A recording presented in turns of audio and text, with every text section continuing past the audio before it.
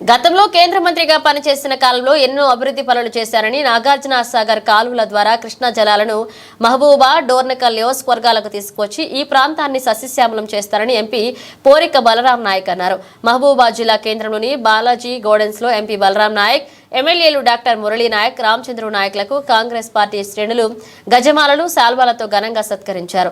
ఈ సందర్భంగా ఎంపీ బలరాం మాట్లాడుతూ ఈ ప్రాంతంలో చేపల పరిశ్రమను ఏర్పాటు చేసి ఈ ప్రాంత నిరుద్యోగులకు ఉపాధి కల్పిస్తామని ఇచ్చారు. అలాగే అత్యధిక మెజారిటీ ఎంపీగా గెలిపించిన నియోజకవర్గ కాంగ్రెస్ పార్టీ శ్రేణులకు పాదాభివందనాలు తెలిపారు. మీ ఆశీస్సులు ఎల్లప్పుడూ ఉండాలని, మీ ఆశీస్సులే నాకు శ్రీరామ రక్ష అన్నారు. కాంగ్రెస్ పార్టీని బ్యాక్లో ఓడియారు, కాంగ్రెస్ పార్టీ వాళ్ళకి ఓడిపించుకుంటారనే ఒక అపవాదం మన మీద ఉంది.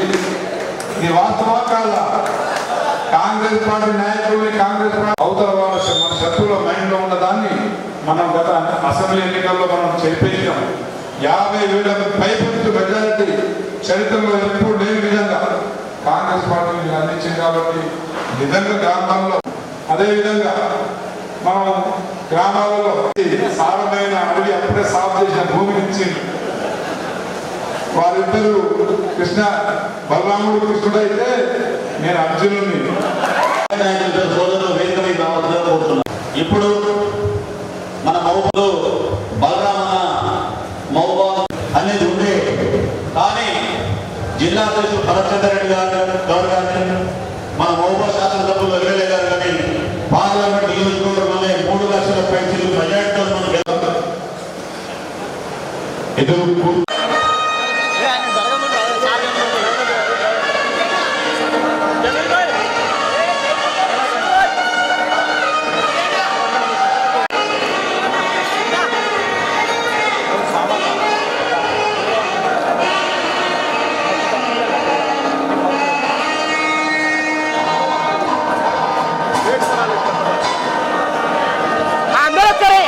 చూడండి.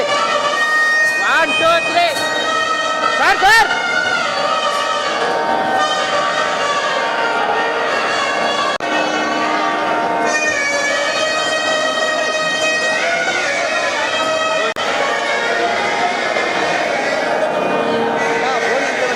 ఓకే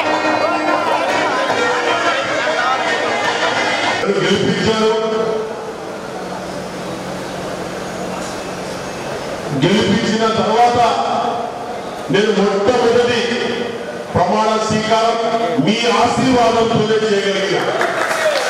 అందులో అంతకుముందు కూడా నేను ఎంపీ కావడం, మన